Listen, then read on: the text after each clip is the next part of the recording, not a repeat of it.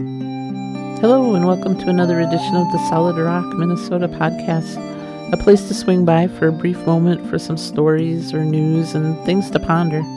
It's a place to take a small pause from your busy life. So grab yourself some coffee or a mug of tea or a pop, as we like to call it here in the North Country, and kick back for a moment. Take a breather. The past 2 or 3 months have been spent trying to get road ready for when my best half retires this winter. Our plan is to take a few weeks every so often throughout the year and do some cross-country travel. It maybe will even be a matter of just throwing down a dart at a map and see where we're going. For traveling from one place to another, such as the kids' homes, we can pretty much take the minivan or the conversion van and just drive straight through to get to where we're going. Cheaper, faster, less fuss with packing. But when retirement happens, we'll have time to stop and see things along the way and maybe even take some detours along the way if we see something interesting. With that plan, we want some type of an RV, and so the dilemma continues. A month or so ago, we bought a Class A motorhome that we thought was the ticket to our extended travels. But after driving it 300 miles and spending $200 in gas, we finally both realized that with the Guzzler, as it became known, we couldn't even make it to the Iowa border for less than about $350. As beautiful as that RV was, it just wasn't going to work for us. As one person put it to us regarding driving a motorhome, if you have to ask what kind of gas mileage an RV gets, you can't afford one. That person was wise. So the decision was made to sell the Guzzler, even before we had the title back from the DMV. So I put an ad up in Marketplace and on Craigslist to sell it. The goal was to try to get at least what we paid for it, and possibly the cost of the fuel pump repair and the tow that we had invested in it. There was nothing mechanically wrong with it that we knew of, and it was in great shape inside. So everything worked, so hopefully the RV would just sell itself. I went around and took outside pictures and inside pictures of every corner, nook, and cranny from various angles. I was honest about everything and why we were selling it, and I put the ad in with the pictures. There's nothing worse than people who leave out or don't tell the truth about stuff they're selling. But I knew there would be the doubters and just had to accept that there would be those that weren't really even interested in buying the RV, but just wanted to come and kick the tires.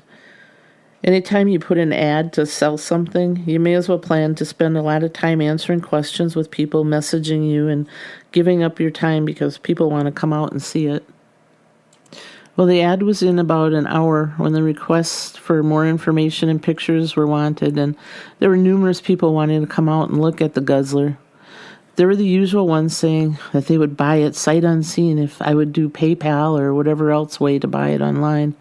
But I had been specific in the ad that no holds and cash only was the only way that was going to work in my world. A few days went by and I got about 20 messages a day with interested people wanting to see the RV. But in actuality, only about 4 out of the 15 that said they were coming really came and looked at it and test drove it. Because it was a weekend when I listed it, no one had the immediate cash on them. So many said they'd call the following Monday after looking at it and going to the bank. They sure wanted it. Of course, I have to say I took all of those people saying that they were coming back with a grain of salt. Rarely does that happen in the greater scheme of selling stuff on Marketplace and Craigslist. When after the weekend and no one showed up like they said they would on Monday, I deleted all my messages and decided to start fresh, starting all over on Monday morning. Meanwhile, my best half had a message, and people were coming out that evening to look at the RV. Sure, I thought, just one more tire kickers to ruin my evening waiting for them to not show up. Right at 7 p.m., a car drove up in the driveway, and it was the couple that had said they were coming out to look at it. So far, so good, I thought. They were actually here and even on time. They probably will look at it for 10 minutes and drive away. I'll maybe even get time to watch the baseball game, even though they're bound to lose again. They went through and looked at every possible thing they could find, fired it up and took it for a drive and then came back. I was all set to head into the house when they actually made an offer on the RV. A ridiculously low offer, but nonetheless an offer in person. I kind of smiled and gave them a price that we could sell it at, which was nowhere near their offer. But the Minnesota nice negotiations had begun. They talked about the generator needing to be fixed, and I countered that was why it was priced lower than most in the first place. They wanted to see the awning, and while we opened it and they were looking at it from the underside, they started saying it was almost all worn out. Being that the awning was only a year old, I knew they were just trying to find something to bargain with. I invited them to look at the top side of the awning to see it wasn't even faded. They said, "Oh, I guess that was the water dripping. We thought it was worn spots." I finally had enough of their shenanigans and did the most un-Minnesotan thing I could do. I up front asked them, "Do you want to buy it for the price we're asking or not?" I figured I had a list of people interested and someone eventually would take it. I may have surprised them a bit, but the next thing I knew, they were counting out multiple $100 bills into my best half's hand, and off they drove into the sunset with the Guzzler.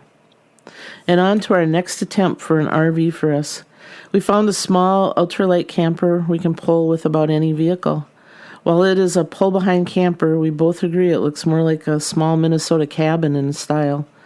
It has a bed, a kitchenette, a booth, and table, and bathroom with a shower. It's just what we really need. Small, easier on gas, and looks like a Minnesota cabin. It's maybe not what we set out originally to look at, but it's exactly what we need.